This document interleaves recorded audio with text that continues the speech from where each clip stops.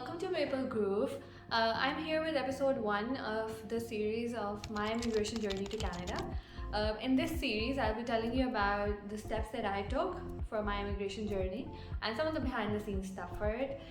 So make sure to stay tuned. This video is going to be in English, but if you want me to make a video in Urdu, Hindi, then please let me know in the comments and I'll try my best to make another video with the same information in Urdu or Urdu Hindi. And if at any part of the video you feel like you're more informed than you were before, then I would absolutely love it if you show some support by dropping a like, comment, or sharing it with any of your friends who's thinking about moving at the moment, especially to Canada.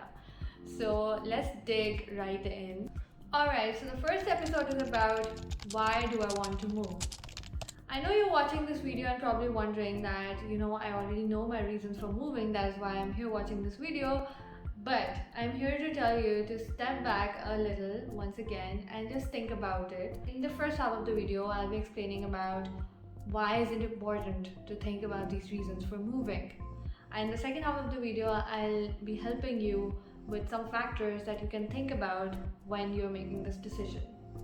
So let's move to the first part. Why is it so necessary to assess your why? The first reason is that immigration is not a small step.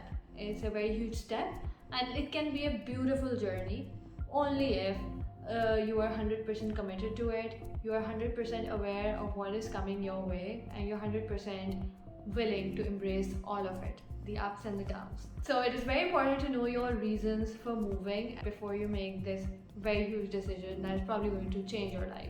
The second reason that you probably should know your why is because moving requires energy, time, and financial commitment. And I'm sure we all have limited amount of those and we don't want to spend them very wisely. So if, for example, you end up making a hurried decision which is not that well thought out, you might end up wasting all that energy, all that time that you put in, and all those finances that you probably put in too. And that is not going to be good for the long term for anyone, right? And I'm not saying that we can't make mistakes. We can make mistakes. However, a mistake after you have made a fully informed decision is definitely better than the one in which you just took a decision without knowing what you're getting into. So this is the second reason.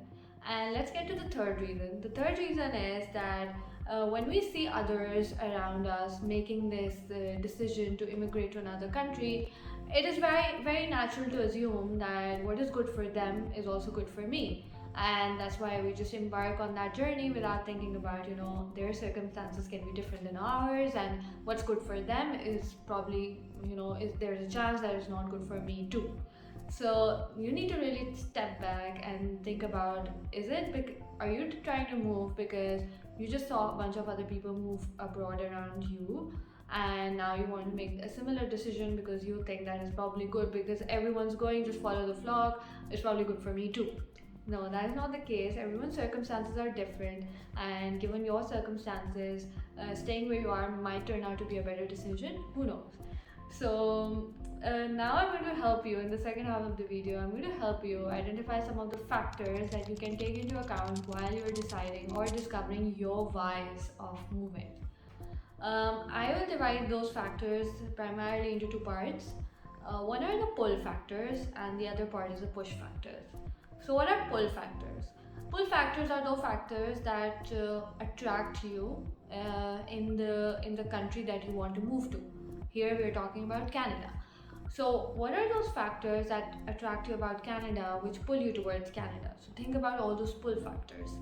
Some of the factors that could be in your mind are, for example, a general better lifestyle than what you probably have in your own country. That can be one reason. The second reason can be that you want to progress in your career in a more developed part of the world. That can be one of your reasons.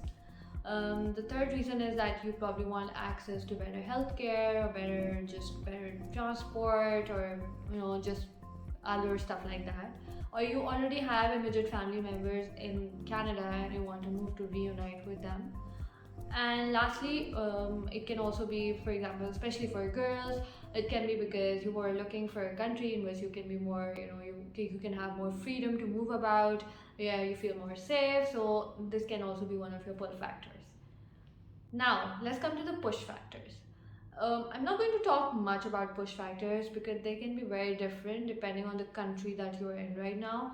Um, so I won't be talking a lot about them, but your push factors can be anything from around revolving around your career, around the kind of people you are with, or around the general society that you're in. So there can be there's no limitation to push factors.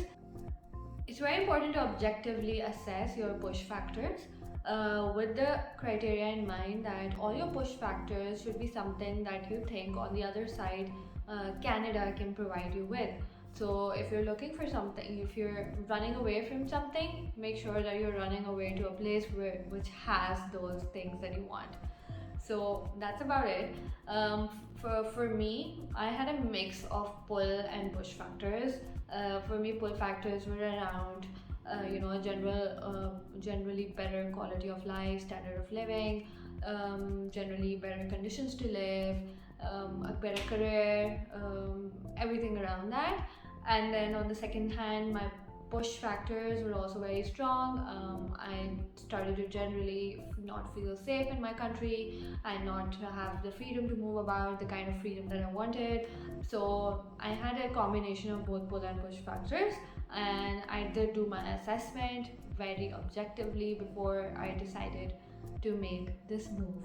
And I'm happy to say that just because I knew exactly what I was getting into, nothing was it was overwhelming, but nothing was of the sort that made me regret my decision because I knew exactly what I'm moving for.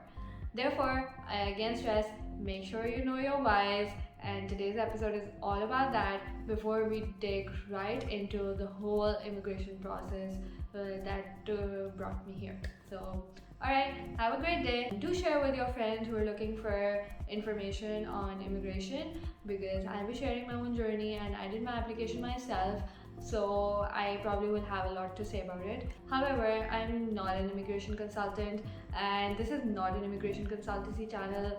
So if you do want to get in touch with a consultant, please make sure you do get in touch with a certified immigration consultant. Alright, have a great day. Bye.